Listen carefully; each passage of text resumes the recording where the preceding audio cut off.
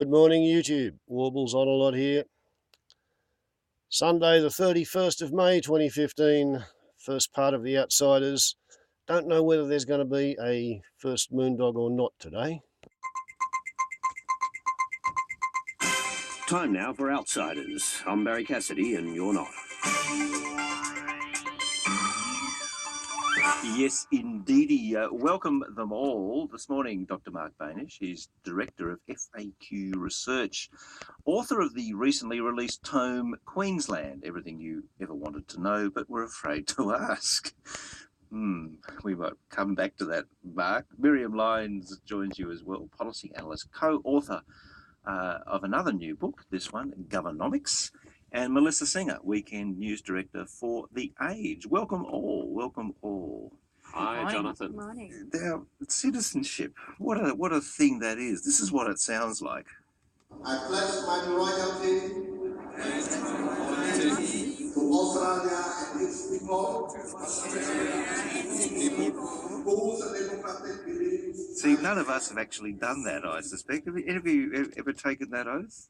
No, I haven't.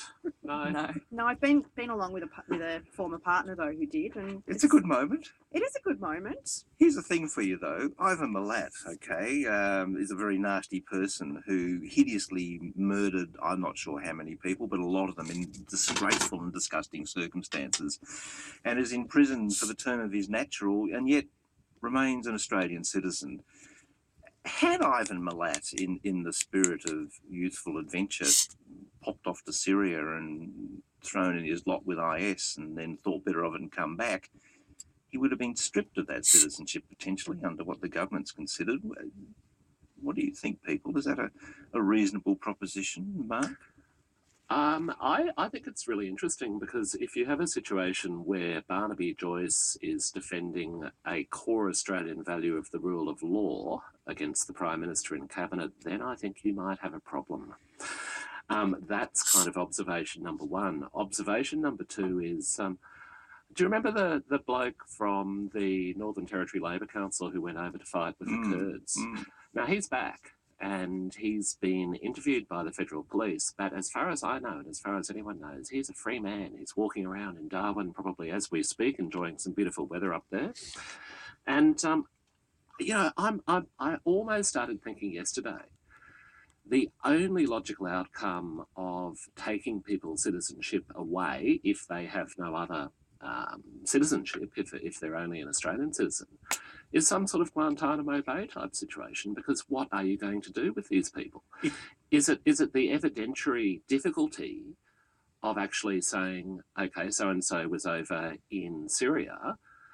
How do you know that they were fighting? How do you know they were in a prohibited area? How do you prove that? I mean, perhaps they were tweeting it, maybe they weren't. Well, this is the point, isn't it, Melissa? Yeah. That this can be done by the minister, apparently, and we're talking about here about the potential to remove citizenship for people who are dual nationals, but also potentially for people who are second-generation single Australian nationals, but with the potential to become a national elsewhere. The minister might be able to remove their citizenship on suspicion.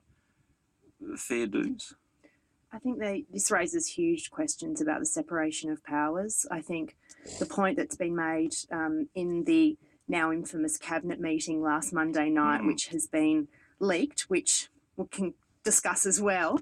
I think the point that, it's for the courts to decide whether these people have committed what is fundamentally a crime, not necessarily at the behest of the minister, purely on suspicion. It throws up questions about the presumption of innocence. It throws up questions about, people's birthright to citizenship.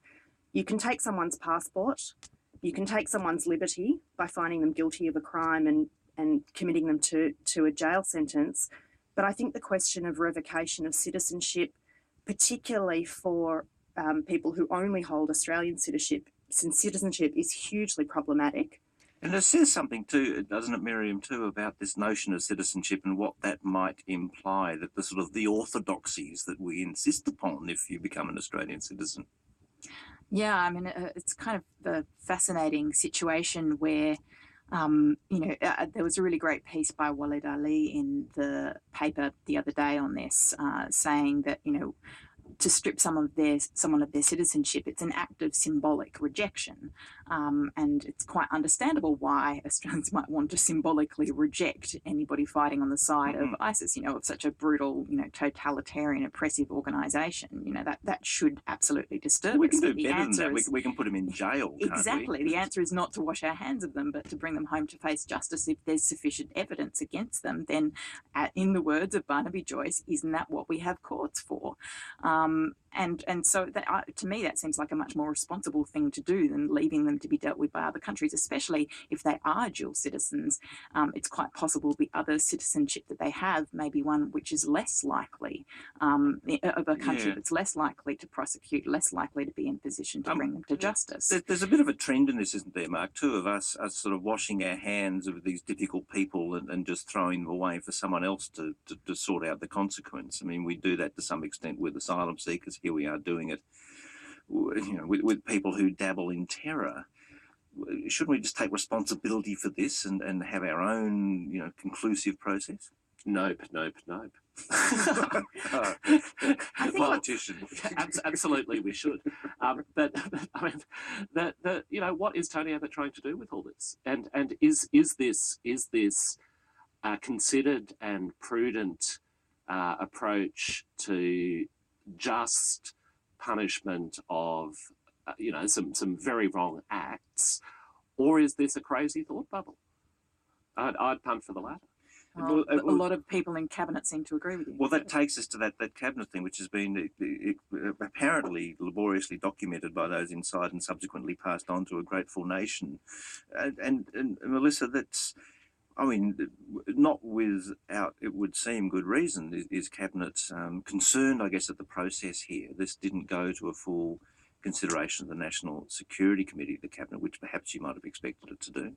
Well, at the very least, you'd expect the Deputy Leader, Julie Bishop, who's also on the National Security Committee, to have a copy of the discussion paper, which is now being circulated publicly, and I encourage people to read it. It's very interesting reading. But I think what's interesting is for her to publicly say that she never saw the discussion paper before the Cabinet meeting is very telling, and this all just points to more destabilisation for Abbott, particularly when on the same day you have reports in other newspapers about the backbenchers who wanted to roll him some 3 months ago, saying that we're behind this quite extreme measure. So you have these parallel stories leaking out of the government, and it all adds up to me to a destabilising force. Although, Miriam, the fact that so many of the backbench are very much on side with this, despite the qualms of some in Cabinet, would suggest that the PM's in reasonably sure footing. I guess that's votes versus the rule of law, huh? I mean, this always seems like a winning combination. It seems very much like policy by, quiet conversation with the Daily Telegraph, policy with the headline in mind, not with decent policy outcomes in mind. And of course, the Daily Telegraph knew about this proposal for the Cabinet, which is another element. Indeed. Yes. And I think it would probably be very reassuring to any small L Liberals that are still left out there in Australia that the Attorney General was saying, well, look, it's my job to stand for the rule of law here. Exactly. Within that room. No, Can I just butt in really quickly? I mean, I think when we say, is this about votes, I think that the Daily Telegraph might be selling Australians short and might be selling people in the famous Western Sydney short. Because, last year I was teaching at Macquarie University, a first-year class in criminology. And for a number of reasons, probably about 40 of the 100 or so kids in that class were from Western Sydney. They had a bit of a long commute to get to North Ryde. But I showed them the John Oliver show on Fergus, Missouri. And, obviously they brought up issues of race. But the most strong theme that came out of that student discussion was the law needs to be applied equally to people. I think that there is a culture in Australia that people really do respect the rule of law, want to see people justly treated. And I think it's disgrace that politicians and the Daily Telegraph assume otherwise. I think the votes that can be garnered by this sort of un-Australian contempt for the rule of law are few and far between. Un-Australian, Mark, you've thrown the switch to vaudeville there. I have. Well, quite British, in fact, in a way. So the Blair government first brought in similar laws to this in 2002, and at the time they were quite tightly defined and have been talked about in this country.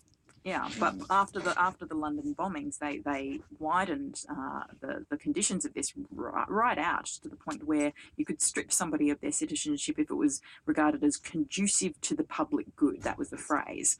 Now that is a hell of a lot of power to place into a minister's hands. Let's move on to another thing with our outsiders, Mark Bainish, Miriam Lyons and Melissa Singer.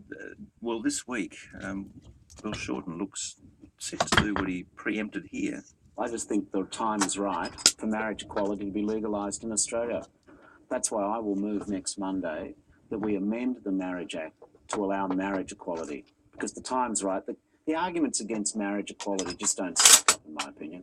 And Melissa Singer, he's moved on even from there. Tanya Plibersek is reported in your paper this morning, saying that she will take her name from the bill to leave the option of bipartisan support of someone from the coalition signing up to it as well.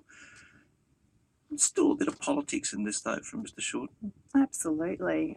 There's a number of bills that are already circulating. The Greens have one, David Leyonhjelm has one, and, Shorten, and kudos to him for putting the issue front and centre, especially following the decision in Ireland. But there is, obviously there's significant politics at play here. The coalition, I think would be more open to a bipartisan bill, whereas Bill Shorten is saying, here's mine, jump on board and come for the ride. And I just don't see the coalition buying that anytime soon. Help or hindrance in this cause, Miriam Lyons?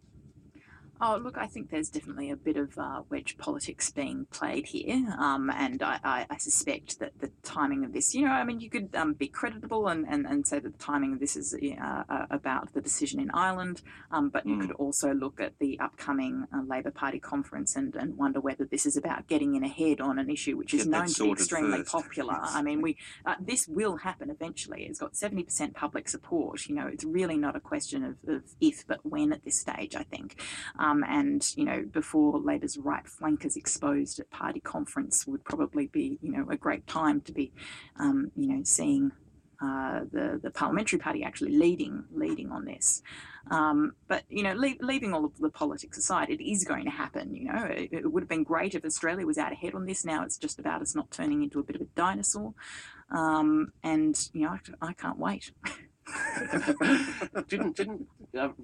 I'm maybe unlike a lot of people who are news junkies in that I have a bit of a memory. Didn't Kevin Rudd make a promise before the last election that if elected, he would introduce, or he would allow a bill to be introduced within 100 days of Parliament sitting? Well, it probably, for same-sex marriage. I seem to remember that. It probably needs to be said that the governments of Gillard and Rudd enjoyed a two-house majority for sufficient time to have enacted this. At any point that they chose to, if Mr. Shorten was so keen on it, perhaps he should have pushed for it back then. However, that would be a bit uncharitable of me. Both Gillard and Rudd, though, were both personally opposed. Although Kevin had a conversion, he had a vote. But I think Julia Gillard never actually spoke fully the full nature of her opposition, which was along the lines of marriage being perhaps such a conservative institution. I think she had a deep and probably feminist-based objection to it as an idea. However, something of a distraction. Events have overwhelmed us here, and I think we need to get to this, because this was something of a sporting and cultural talking point of the weekend. So the war cry from Adam here. In other words, the Carlton fans, I fancy. You can celebrate a goal however you want, though, really. You could have just gone back and slotted one, provided it's not anything obscene, and that certainly wasn't. You can enjoy the moment. Well, you see, and I think that's really the best thing that's been said about the Adam. There we go. That's the end of part 1.